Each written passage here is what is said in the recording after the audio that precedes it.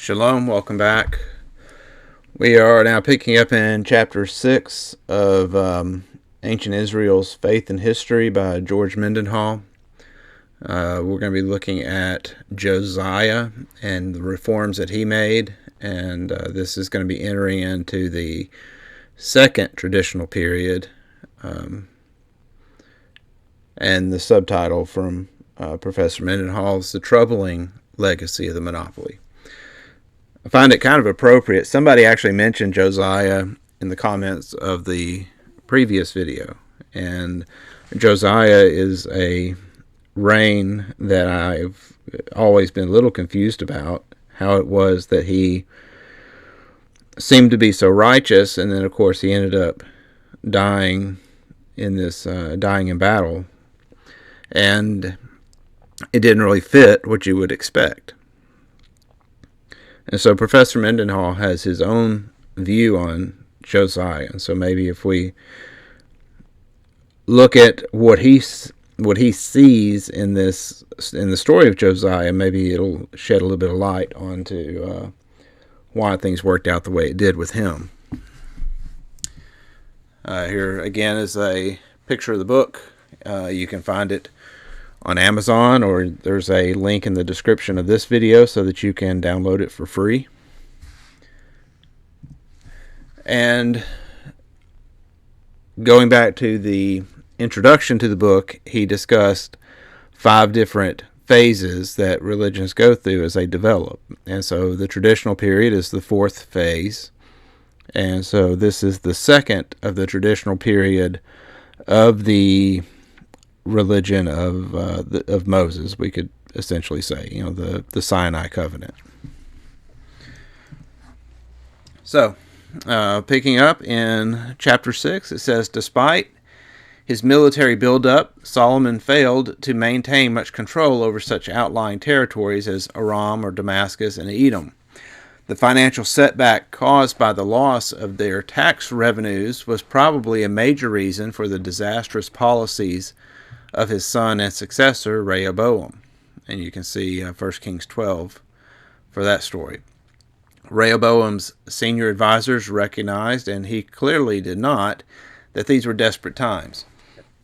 The issue was not whether the Jerusalem bureaucracy would have to be more frugal, but rather how much more frugal it would now have to be. The refusal of Rehoboam and his junior advisors to deal with this reality triggered the secession of the more affluent and populous northern tribes, further depleting the tax revenues and royal treasury of Jerusalem. In chapter 5, we focused on the challenges the Yahwist faith encountered in the secessionist northern kingdom of Israel. Now we will focus on how it fared in the southern kingdom of Judah. At the official level, this faith, what we have called Yahwisticism, was now the purview of conservative priestly and scribal specialists whose first priority in typical ancient Near Eastern fashion was to assist governmental leaders in preserving societal order. This required that the worship of Yahweh become formally identifiable and institutionally fixed. Consequently, under the auspices of these religious specialists from the time of Solomon on, it entered what we will call a traditional period. Most of the traditions concerning the faith's early days as formative and adaptive periods were solidified in official ways that accommodated post-Solomonic realities. Committed to writing, this Jerusalem-based perspective on Israel's faith would eventually characterize much of the biblical literature. From this point on, any changes or adaptations to the tenets of Yahweh worship would encounter stiff resistance from the Jerusalem authorities. So, Professor Mendenhall references these 2 terms that he uses to refer to the 2 stages of development of the worship of Yahweh. The first one is Yahwism, which is the belief taught by Moses to the Israelites in the wilderness, but then after the time of the monarchy, it was changed and it was turned into like this state religion that was very similar to Baal worship, and he calls that Yahwisticism. So it's not really the Yahwism that Moses instituted is now this Yahwisticism that's it's kind of a state-sponsored religion. And to me, it's kind of like comparing the faith that Yeshua taught, and you could call it,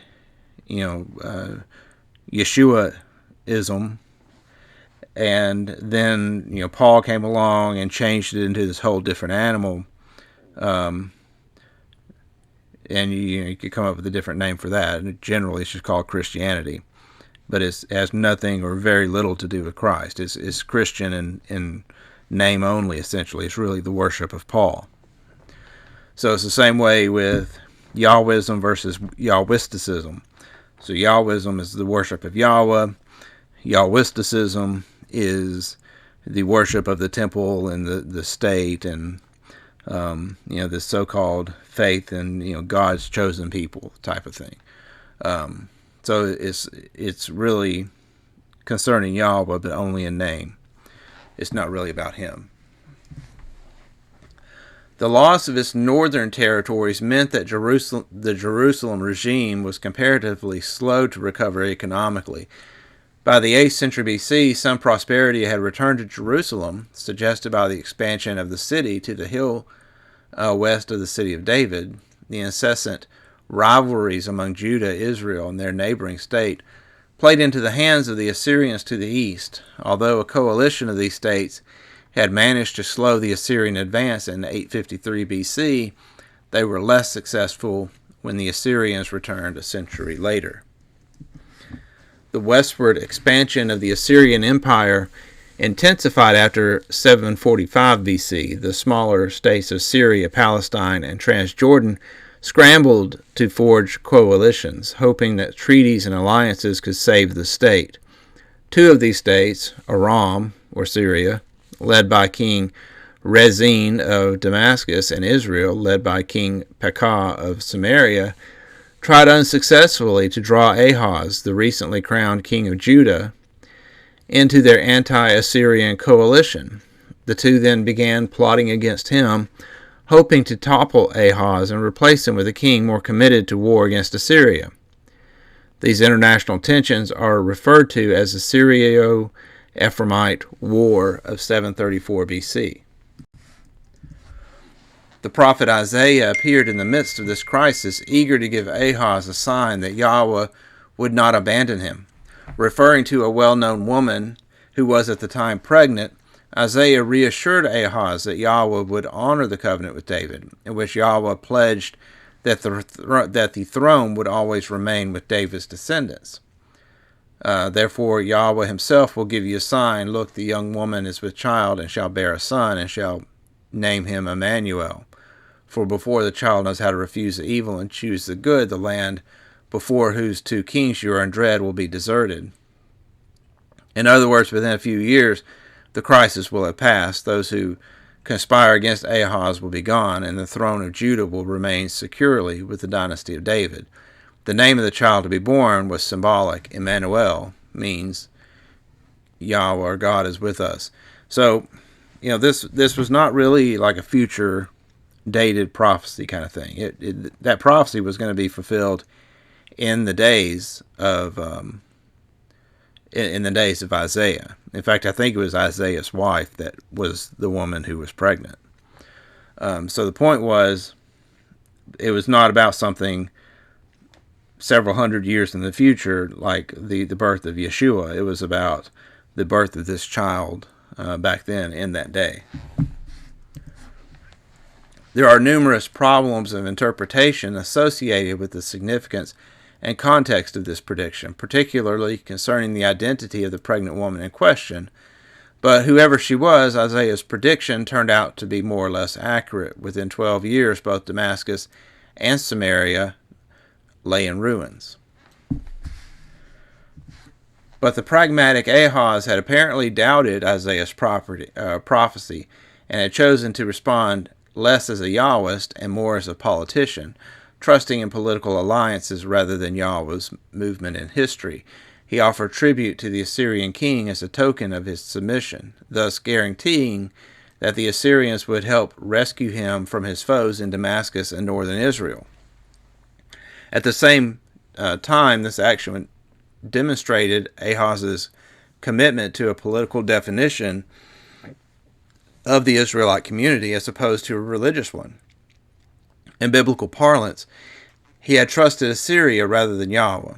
Ironically, his submission to the Assyrians exposed Judah to all sorts of Assyrian cultural influence, including the Assyrian-style altar that Ahaz constructed in the Jerusalem temple. We'll look at that in the next slide. Although it is impossible to say precisely which of them were due to Assyrian influences, it is clear that there were important cultural changes in Judah in the 8th century BC, especially in religious ideology and cultic practice. It is possible that the Yahwist priest in Jerusalem considered this a threat to the established religious order in Jerusalem that they had helped to create. So, Professor Mendenhall mentioned this, chapter 16 of 2 Kings, where Ahaz is adopting these pagan practices into the worship of Yahweh in the temple in Jerusalem.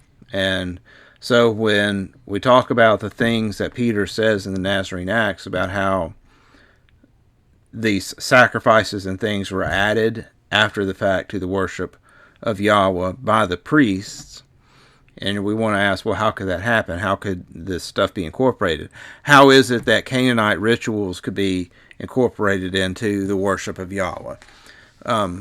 So here's one example, and I'm sure this is not the only example, that this was a process over the course of several hundred years of things being incorporated into this Yahwism that eventually turned it into this Yahwisticism, which really in no way resembled the faith taught by Moses.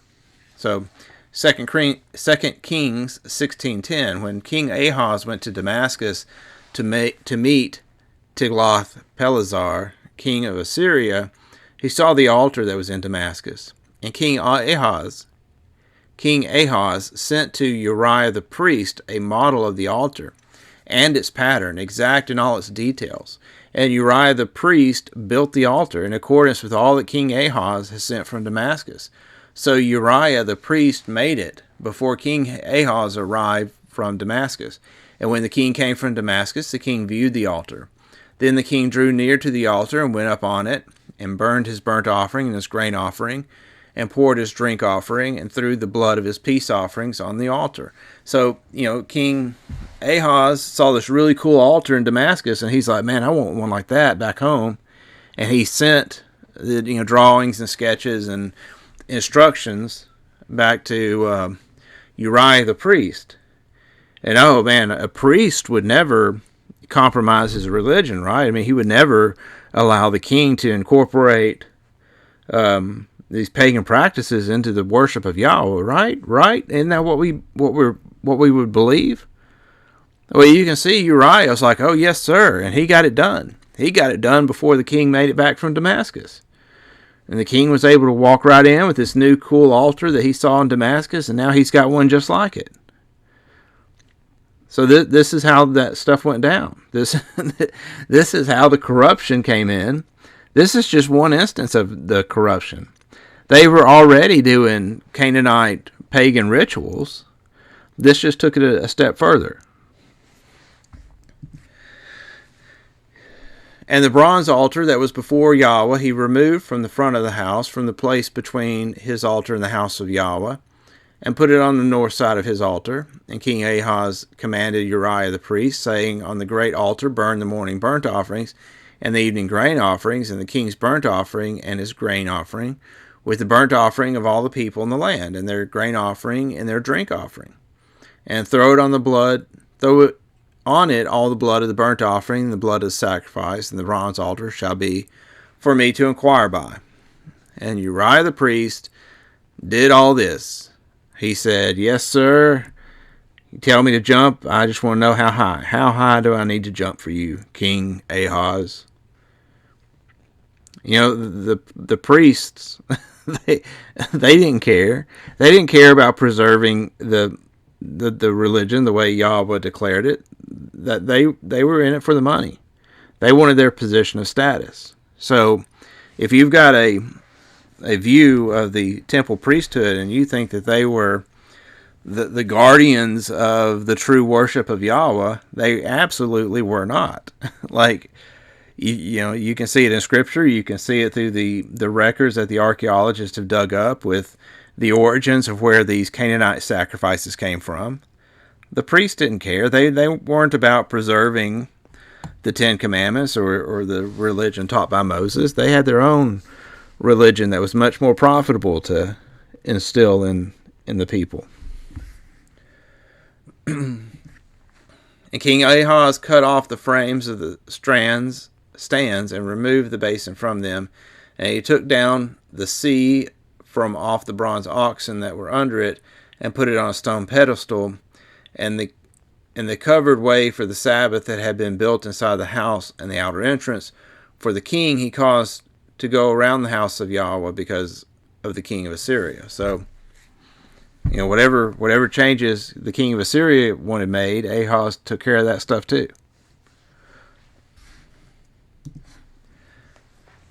Back to Professor Mendenhall's book. Ahaz's son and successor Hezekiah soon began to test the resolve of his Assyrian overlords. Jerusalem now became the center of a new coalition seeking independence from the Assyrian control, believing an eventual Assyrian siege would be inevitable. Hezekiah had his engineers construct a winding tunnel, redirecting the waters of the city's subterranean spring to a reservoir pool, now safely inside the walls of the city. The Assyrian response to the rebels was King Sennacherib's ruthless, scorched earth policy. His forces demolished town after town. Even fortified cities such as Lachish were leveled by the Assyrian siege engines. Isaiah predicted and lamented the devastation. Your country lies desolate. Your cities are burned with fire. In your very presence, aliens destroy your land. It is desolate, as overthrown by foreigners, and daughter of Zion is left like a booth in a vineyard, like a shelter in a cucumber field, like a besieged city. Isaiah 1, 7-8. So, when Professor Mendenhall quoted these two verses from Isaiah 1, I was thinking, I'm surprised he didn't quote more of Isaiah 1.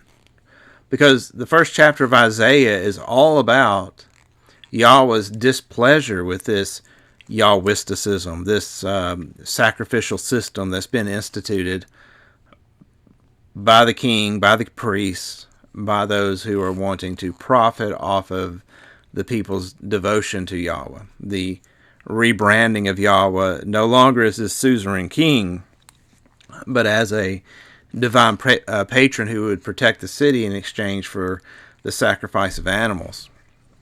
So if we were to go just a little further to Isaiah 1 verse 10, it says, "Hear the word of Yahweh, you rulers of Sodom. Give ear to the teaching of our God, you people of Gomorrah. What to me is the multitude of your sacrifices, says Yahweh. I've had enough of burnt offerings of rams, the fat of well-fed beasts. I do not delight in the blood of bulls, or of lambs, or of goats. When you come to appear before me, who has required of you this trampling of my courts? Bring no more vain offerings. The stench of the smoke is an abomination to me. New moons and Sabbaths, the calling of convocations, I cannot endure iniquity and solemn assembly." The point is, I think that quoting Isaiah's warning of the destruction pending over Judah, is certainly great, like Professor Mendenhall quoting verses 7 and 8, but to really make his point that he's was discussing in the previous chapters about the way the religion has been altered into something it wasn't originally. I mean, he should have, I think, thrown in those other 4 verses, which really make the point. What is it that Yah was upset about? Well, he's upset about this addition of sacrifices. Over the years, I've gotten quite a bit of pushback from people saying that I was wrong about Yahweh never asking for sacrifices, but it's all through the prophets. The language being used by Isaiah here at the bottom of your screen, I mean, it's clear. Yahweh's saying, I've had enough of your sacrifices. I do not delight. Who required this of you? Bring no more. It's an abomination to me. I cannot endure it any longer. I mean, it's obvious he's not pleased with sacrifice. You know, y'all, in the words of Samuel, Yahweh desires obedience and not sacrifice. Not sacrifice. People read that as he wants obedience and a sacrifice. But that's, you know, what does the word not mean? N-O-T. It means this, not that. I do not desire this other thing. He doesn't want sacrifices. Professor Mendenhall goes on to say the Assyrian siege of Jerusalem began. Some prophets, such as Micah, not only felt that Jerusalem would be destroyed, but that it should be destroyed for its perverse twisting of authentic Yahwism. Its rulers give judgment for a bribe, its priests teach for a price, its prophets give oracles for money, yet they lean upon Yahweh and say, surely Yahweh is with us. No harm shall come upon us. Therefore, because of you, Zion shall be plowed as a field, Jerusalem become a heap of ruins, and the mountain of the house of wooded height. So notice that they're trying to make a profit off of Yahweh, right? I mean, that's judgment for a bribe, priests teach for a price. It's about profiting out off of Yahweh, much like a lot of the Christian church profits off of, they beg you for tithes. Don't bother telling you that the tithe was not even ever supposed to be for churches. That if anything, they should be offering or asking for free will offerings, not tithes.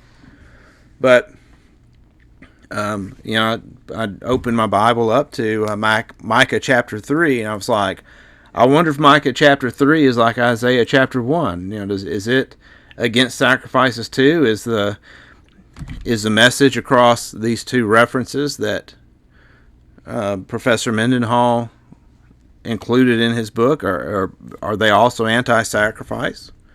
Well, I mean, the two verses prior to the verses he quoted, hear this, you heads of the house of Jacob and rulers of the house of Israel, who detest justice and make crooked all that is straight, who build Zion with blood and Jerusalem with iniquity. Well, I mean, what's the blood? It's the blood, not the bloody sacrifices they were making. I mean, this is the introduction. Like, verses 9 and 10 really introduce verses 11 through 12. So I felt like they should be included also. But then, I went back a little bit further in Micah chapter 3 to the beginning.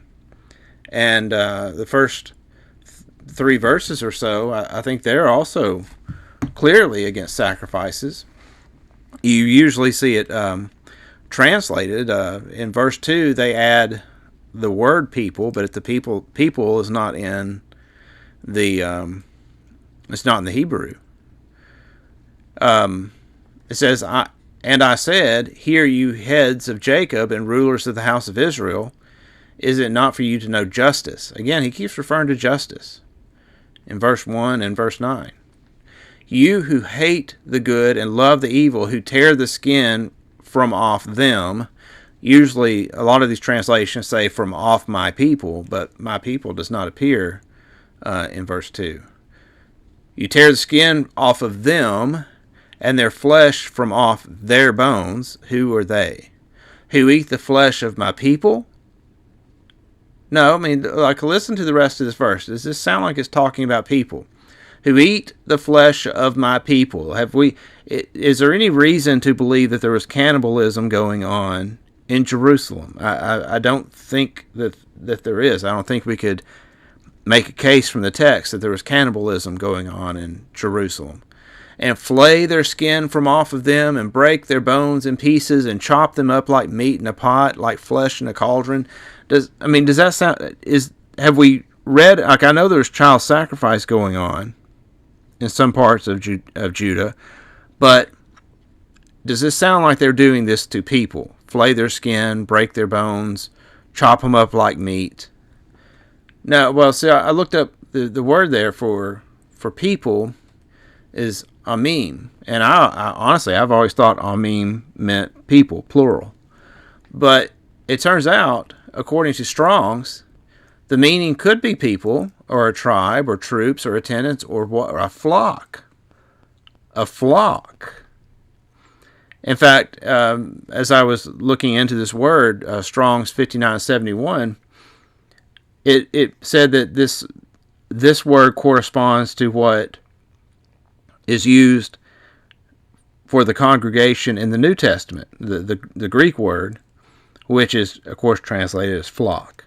So, who eat the flesh of my flock? So is he talking about the flock of people, or is he talking about the flock of animals? To me, I mean, I think the first 3 verses of Micah chapter 3 is also dealing with sacrifices. I don't think he's talking about people being cut up and their flesh cooked in a cauldron. That's what was going on with the sacrifices. They were, flaying these animals and ripping the skin off of them and the meat off the bones and putting them in a pot, a cauldron to cook. If you look back at the story of Eli, in the story of Eli, it actually talks about Eli's sons coming and sticking a fork into the pot of the sacrificial meat that was cooking in a cauldron and eating from it. So what's Micah talking about? Micah, in here he's talking about the sacrifices. He's not talking about filleting people and cooking them. He's talking about the sacrifice of the animals. And the translators are obfuscating that by making it about people when it's not about people. So the point is that Micah and Isaiah are both addressing the core, the root of the issue. The root of the issue is the Yahwisticism, the animal sacrifices, the divine patron theology that replaced the covenant and the theology and the teachings of Moses. Moving on. Others, such as Isaiah, felt that for the moment, Yahweh still had a commitment to the welfare of Jerusalem, and that consequently, the Assyrian siege would fail. Therefore, thus says Yahweh concerning the king of Assyria, he shall not come into the city, or shoot an arrow there, or come before with a shield, or cast up a siege ramp against it, for I will defend this city to save it, for my own sake, and for the sake of my servant David.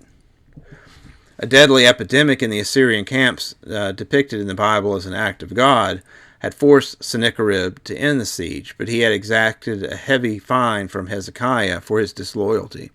While Sennacherib's annals refer to this siege, they understandably include no reference to any Assyrian setback. So this is actually from the annals of King Sennacherib. It says, but as for Hezekiah, the Jew who did not bow in submission to my yoke, 46 of his strong walled towns and innumerable smaller villages in their neighborhood I besieged and conquered by stamping down earth ramps and then bringing up battering rams. He himself I shut up like a caged bird within Jerusalem, his royal city. The awful splendor of my lordship overwhelmed him, and together with 30 talents of gold, 300 talents of silver, precious stones, all kinds of valuable treasures, he sent me later to Nineveh, my lordly city. So, the fact that he's talking about Hezekiah being shut up in the city like a bird, that's probably Sennacherib just obfuscating the fact that he was not able to overthrow the city, but he did lay siege to it, and eventually Hezekiah basically paid him off, 300 talents of silver and 30 talents of gold and such and so forth. The inability of the Assyrians to capture Jerusalem gave rise to an idea with far-reaching consequences, that Yahweh would never under any circumstances permit the destruction of Jerusalem and its temple. This doctrine of the inviolability of Zion, already implicit within the Davidic covenant, lulled the politicians and aristocrats of Jerusalem into a false confidence and sense of security.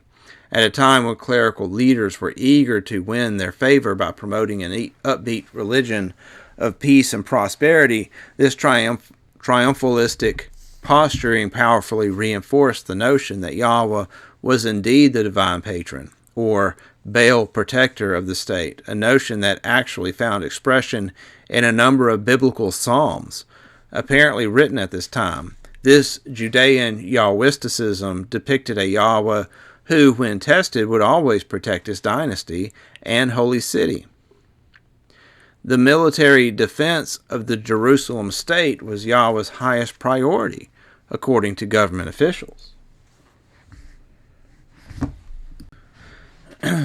So Professor Mendenhall also connects this idea in the yellow of a Yahweh who, when tested, will always protect his dynasty and holy city.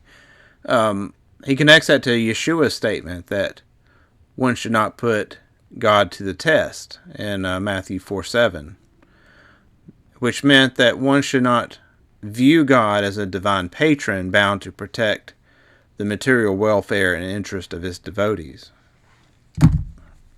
Found that to be an interesting connection there.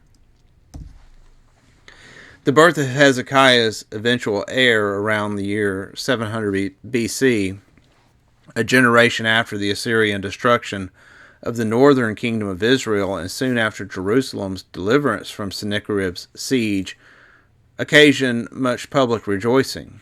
For unto us a child is born, unto us a son is given.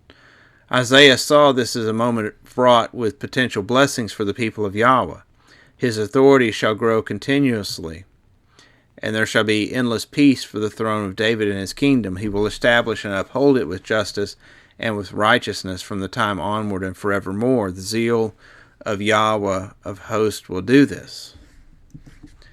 But Hezekiah's heir, Manasseh, proved to be one of the worst of all Judean kings. According to the Israelite scribes who wrote the Bible, his mother, Hephzibah, was probably very slightly, if at all, Israelite, and the only Israelite religious tradition that would have meant anything to her would likely have been the Davidic covenant promising that her son would one day rule. When Jerusalem was finally destroyed about a half century after Manasseh's reign, it was said that all the good done by the other kings failed to outweigh the evil that he had wrought. The author of 2 Kings tended to focus on the religious dimension of royal policies as opposed to their economic or even political dimensions. In treating Manasseh, he lists the religious policies of a king who had clearly departed radically not only from the ancient Yahweh's faith, but also from the hybrid Yahwisticism that had been cultivated in Jerusalem for the previous 300 years. Instead, he fostered such things as Baal worship, child sacrifice, astrology, and divination.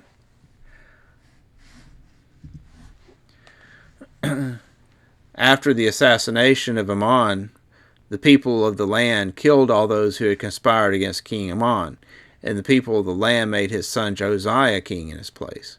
Part of the problem in understanding the historical event reported here is uncertainty over the meaning of the phrase people of the land, Hebrew Am Haaretz. In later times, the meaning of the phrase is fairly clear. However, the only thing clear here is that it designates the opponents of those bureaucrats who had assassinated Ammon. They might well have been residents or representatives of the outlying towns and villages. In any event, the text suggests there was an uprising by people who ordinarily had little or nothing to do with government affairs. Only if we assume that there is a popular commitment to the Davidic dynasty can we make sense, first, of their placing Josiah on the throne, and second, of this dynasty's endurance for nearly 400 years. So, like the term Am Haaretz, it appears frequently in rabbinic Jewish sources like the Talmud, that usually originate to the post-Christian era as an uncomplimentary label. So basically, they treat this term "people of the land" as like saying, the ignoramuses or the idiots or whatever, kind of the way that people denigrate, like you typically hear, like the more liberal factions in government or even in politics in general, kind of denigrate the conservatives and call the conservatives a bunch of like rednecks or whatever. I mean, that's kind of what this term "people of the land" is used in rabbinic literature as. Because Josiah was only 8 years old at the time, affairs of state were initially run by a regent, probably one of his uncles. All the biblical traditions credit Josiah with sweeping religious and cultural reforms, although the books of 2 Kings and 2 Chronicles disagree on the actual chronology and sequence of the reforms. 2 Kings focuses on Josiah's 18th year as king, reporting that the reforms were precipitated by an unexpected event that occurred that year while the Jerusalem temple was being repaired. 2 Chronicles, however, emphasizes the 8th year of his reign, around 631 BC, as the time Josiah began to seek the God of his ancestor David, noting that he launched his reforms shortly afterwards. In the Chronicles account, the repair of the temple in 621 BC was one of the concluding elements of his reform.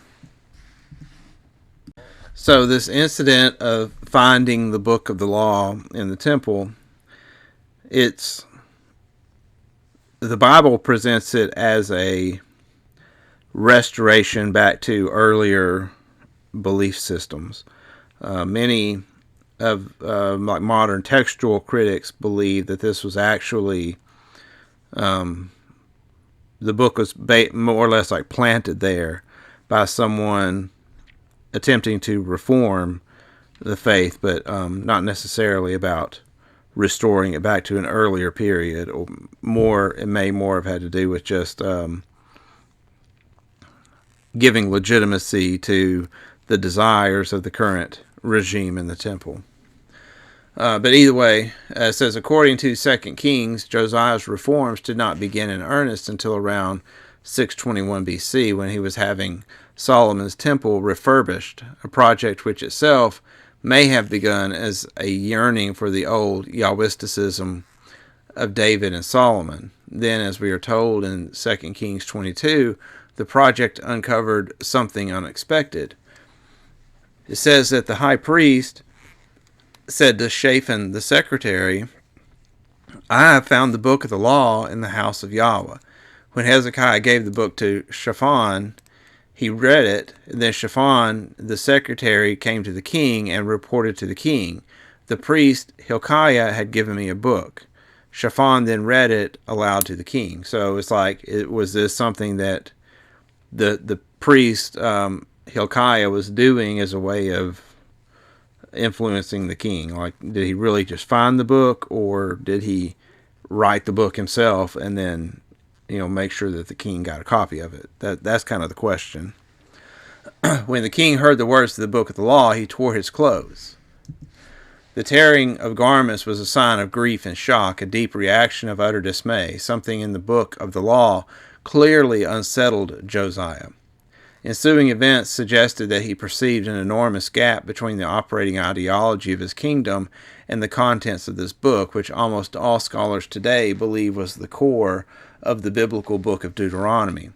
Josiah's first step was to try and authenticate its contents, so he commanded his bureaucrats, "Go inquire of Yahweh for me, for the people, and for all of Judah, concerning the words of this book that has been found, for great is the wrath of Yahweh that is kindled against us, because our ancestors did not obey the words of this book to do according to all that is written concerning us." Josiah had been exposed to a previously unknown principle of cause and effect, to which his kingdom was subject, a principle emphasizing not divine patronage, but the, quote, wrath of God. For the first time, he was encountering a more authentic Yahwism. None of his predecessors had ever shown much regard for it. At best, they were familiar only with the official Yahwisticism, naming Yahweh as the divine patron of Jerusalem, who had promised unconditionally to protect the Davidic monarchy and to defend Jerusalem against all enemies. Josiah began to sense impending doom, suggesting that the book of the law originally included the curses in Deuteronomy 28. Such doom was precisely what the prophets had repeatedly predicted. Their search for authentication led Josiah's officials to Huldah, the prophetess, who presumably read the scroll and told them, "Thus says Yahweh, the God of Israel, tell the man who sent you to me, thus says Yahweh, I will indeed bring disaster on this place and on its inhabitants, all the words of the book that the king of Judah has read." By affirming the validity of the curses, she also affirmed the entire Sinai covenant tradition behind them. This meant that Yahweh's support of the state, the king, the city, and the people had never been absolute, as stated in the Davidic covenant tradition, but had always been contingent on submission to the will of Yahweh, as described in the Sinai covenant tradition.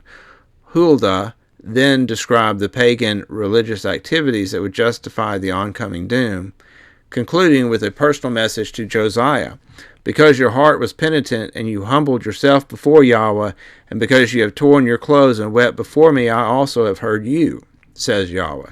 Therefore I will gather you to your ancestors, and you shall be gathered to your grave in peace." In fact, Josiah did not go to his grave in peace. He was killed in battle about 12 years later. That Huldah's failed prophecy is retained in the biblical record illustrates the Israelites' abiding respect for the historical facts, even in the unpleasant and embarrassing ones. When Huldah observed that Josiah's heart was penitent, she was acknowledging that Josiah was committed to a change of policy.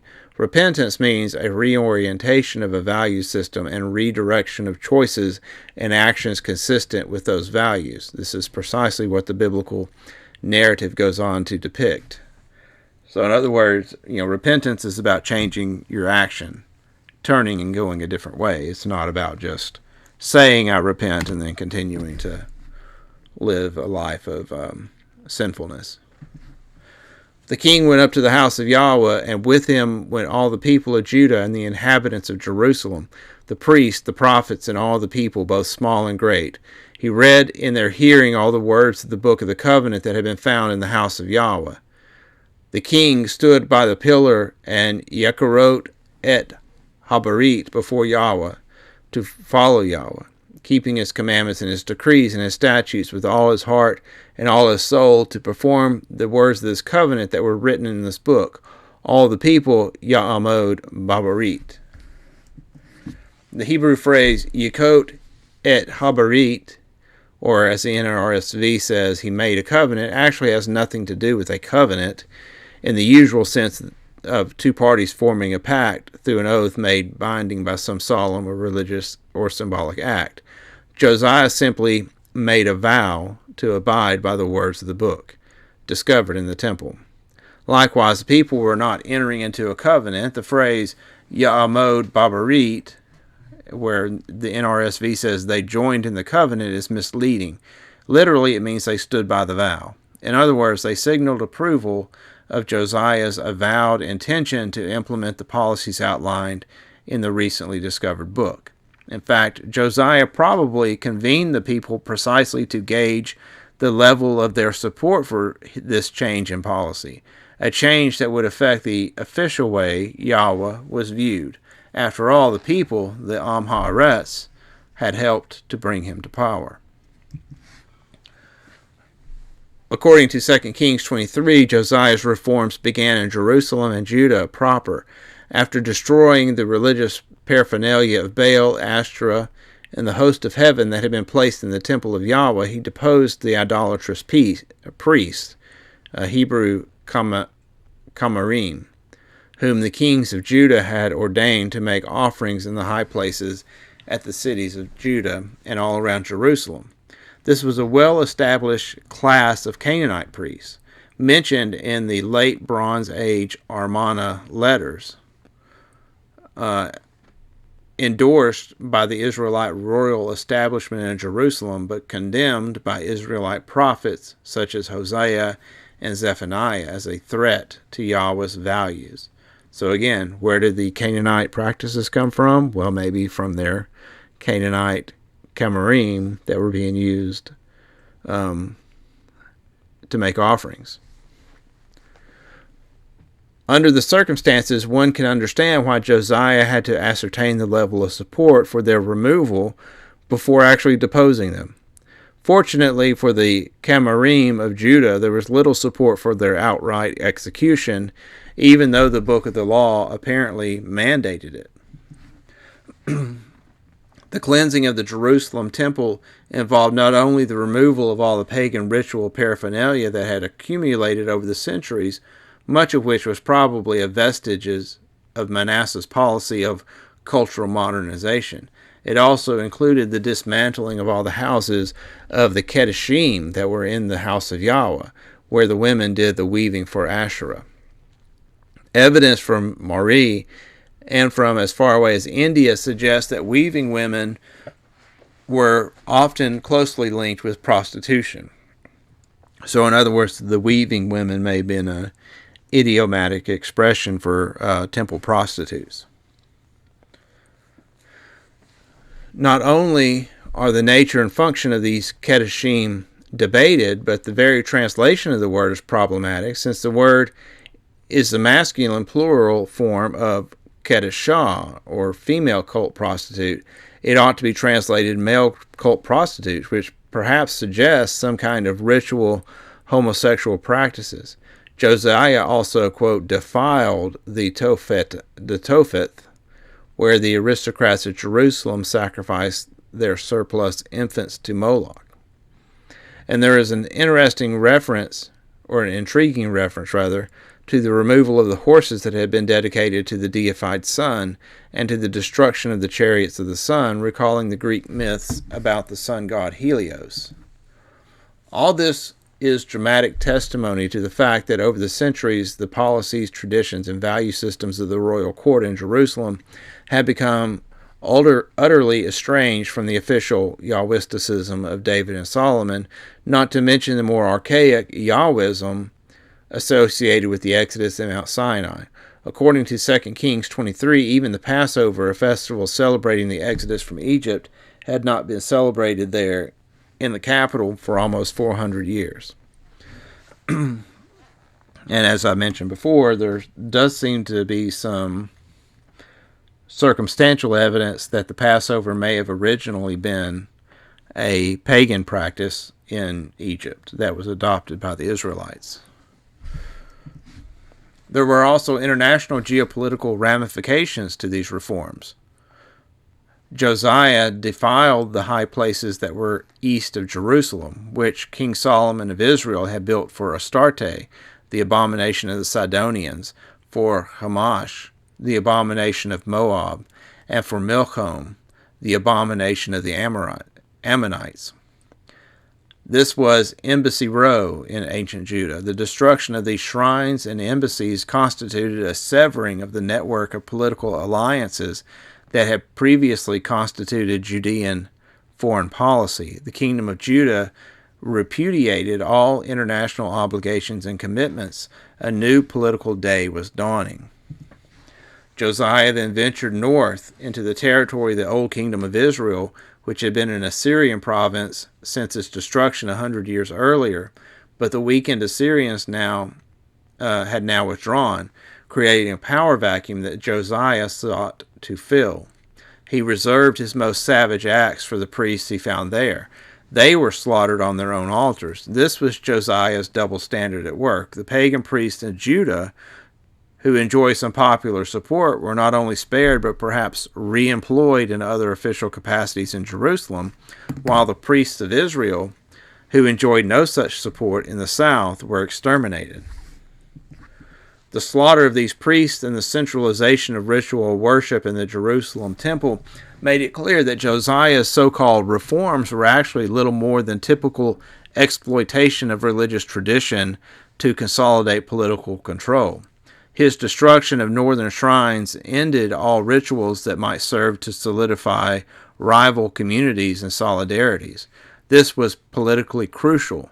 The people of northern Israel had not recognized the legitimacy of the Jerusalem regime since the days of Solomon, and lingering northern solidarities would have interfered with Josiah's ambition to restore the golden age of David and Solomon. The only acceptable rituals were those in Jerusalem that solidified the national solidarity over which Josiah presided. Political reforms can only establish sanctions to alter external behavior. Because they cannot penetrate the heart, they never really create new value systems among the citizenry. Consequently, they are usually superficial and short-lived. So it was with Josiah. Unfortunately for him, his own value system, imperial expansion, was shared by his neighbors, notably Pharaoh Necho of Egypt. In 609 BC, Necho was moving his troops through Palestine, apparently en route to confront the Babylonians.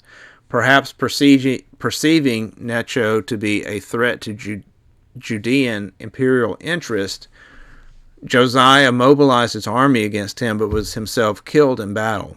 Within a few years, all commitment to his reform program had collapsed. Many of the citizens who stood in the covenant with Josiah had apparently done so half-heartedly. Josiah's premature death on the battlefield probably convinced some of them that his zeal for Yahweh worship, however it was defined, had been misplaced. Josiah's reform was not, and giving his ambitions could not be, a creative reform drawing on the actual religious values of the pre-monarchic period. It was merely imitative, and even then only of the monarchy of David and Solomon. Thus, Josiah was hardly the first king in Jerusalem or anywhere else to be guilty of identifying political ambition and imperialism with the worship of Yahweh. But his actions, coupled with a thoroughgoing imitative reform, have particularly lasting repercussions because it spawned a burst of history writing in Jerusalem. Busy scribes collected memories of ancient heroes and events and recast everything, including the picture of pre-monarchic Israelite society and religious values, to make the past support Josiah's vision of the ideal Israel. The result was a sweeping narrative found in the books of Joshua, Judges, 1st and 2nd Samuel, and 1st and 2nd Kings.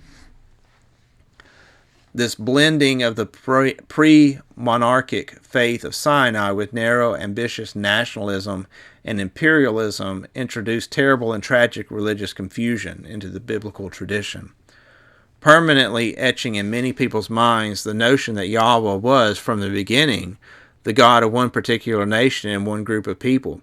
Perhaps nowhere is its unhappy effect more evident than in Joshua 1 through 11, where the early Yahwists are inaccurately depicted along the lines of Josiah's ideal, as an army invading Canaan in a genocidal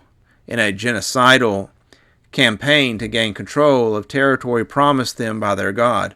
More tragically, this identification of political ambition with biblical faith would set a precedent for countless Western imperialists who often wrap their ruthless conquests, crusades, inquisitions, and pogroms in the splendid garments of biblical piety and rectitude.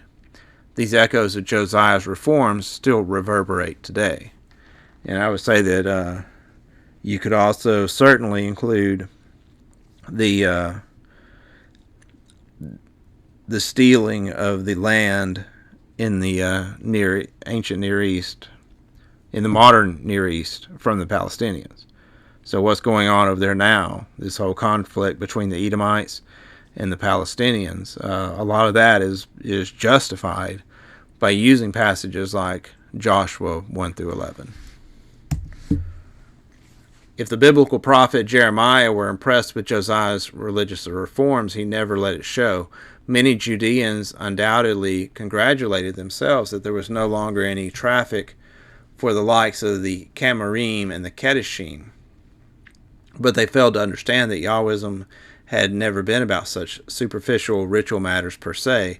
It had always been about the transcendent ethical values and the way in which religious systems promote either those values or something inferior.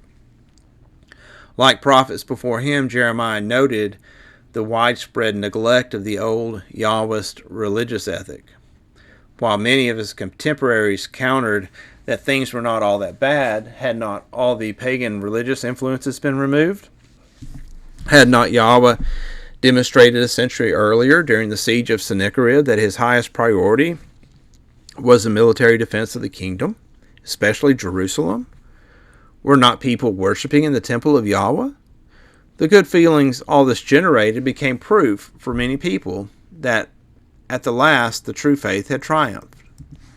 As a prophet, Jeremiah was unconcerned with people's good feelings, as are all prophets. He was more concerned with truth, which he sought in the observation of historical processes. On the horizon were the Babylonian armies. Why should anyone think that prayers and rituals in the temple would charm them away? Why should anyone think that Yahweh would defend Jerusalem and its temple when almost 500 years earlier Yahweh had permitted the Philistines to overrun Shiloh and capture the Ark of the Covenant? Speaking as Yahweh, Jeremiah addressed this very question before the worshippers at the temple. Do not trust in these deceptive words. This is the temple of Yahweh, the temple of Yahweh, the temple of Yahweh. For if you truly amend your ways and your doings, if you truly act justly one with another, if you do not oppress the alien, the orphan, and the widow, or shed innocent blood in this place, and if you do not go after other gods to your own hurt, then I will dwell with you in this place. Here you are, trusting in deceptive words to no avail.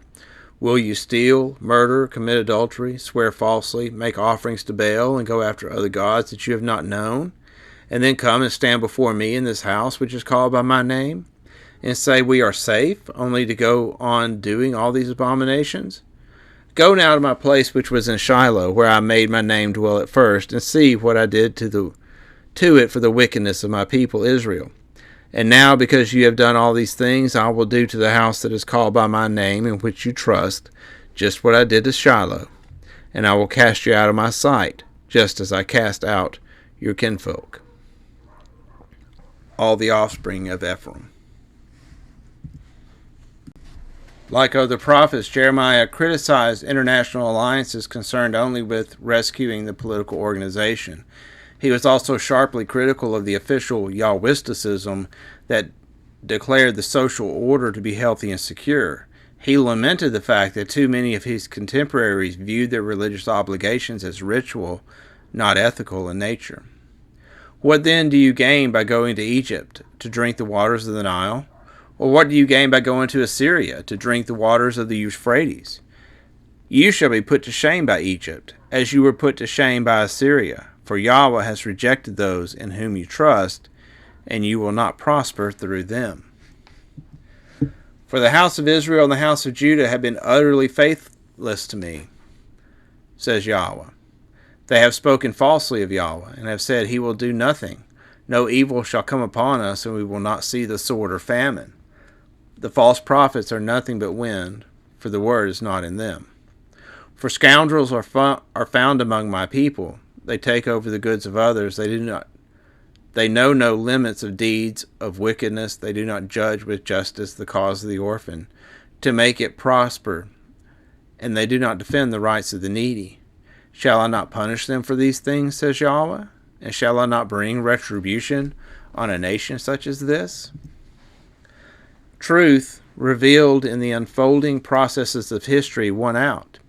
In 586 BC, the Babylonians demolished the city of Jerusalem, and Yahweh did nothing to stop them. All right, so that's the end of chapter 6. I pray that this has been a blessing for you. We got 2 more chapters to go, and the last chapter, chapter 8, that really makes some interesting points as we go through it. So I look forward to doing that one, and I pray that this has been interesting for you, giving you some things to think about, and maybe look at the scripture in a different way in some of these stories of the kings and their exploits. So until next time, shalom.